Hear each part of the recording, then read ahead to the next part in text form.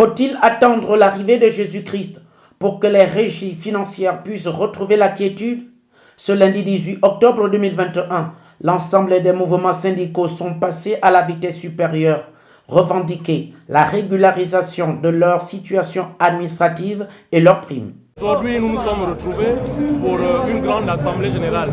Il faut dire que la semaine dernière, notamment le mardi, nous avons fait une assemblée générale pour dénoncer les agissements du gouvernement qui nous a exclus des négociations et qui, pour les régularisations des situations administratives, l'a fait pour parents, amis et connaissances.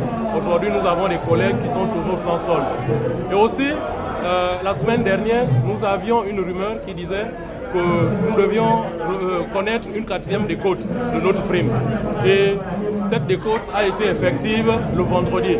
Donc vendredi, le gouvernement, de manière unilatérale, a décidé de nous couper 64% de nos primes. Une marche noire pour un lundi noir, accompagnée des chants pour leur booster, de la solde au trésor, en passant par les impôts et à la DGCC. Donner du courage à ceux-là qui ont signé les pactes avec leur bureau. Carlos Roberto Otunga, dans son costume de syndicaliste, n'a pas manqué d'interpeller les plus hautes autorités, en tête desquelles le président de la République, son Excellence Ali Bongo Ondimba.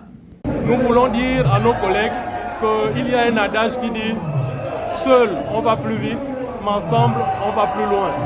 On a besoin d'être unis pour être forts. On a besoin d'être unis pour sortir de la précarité. Donc, à ceux qui sont à la maison, ils doivent venir nous retrouver ici demain parce que c'est rien qu'ensemble et unis que nous pourrons trouver une solution. Et en dehors de cela, j'ai aussi un message pour les membres du gouvernement. Je veux dire aux membres du gouvernement que nous sommes leur personnel. Nous sommes leur personnel financier. C'est nous qui faisons le budget, c'est nous qui l'exécutons. Donc, nous mettre dehors ou nous voir dehors fait perdre beaucoup d'argent à l'État. Donc il va falloir trouver une solution. Et si une solution n'est pas trouvée, nous lançons un appel solennel de manière humble au chef de l'État pour qu'il prenne cette question en main. Parce qu'à chaque fois que nous nous sommes retournés vers lui, lui qui est le père de toute la nation, il nous a renvoyés vers le gouvernement. Et depuis 2-3 ans, le gouvernement n'a jamais trouvé de solution. Le Gabon frappé par la crise sanitaire, la Covid-19, faisant chuter considérablement l'économie du pays.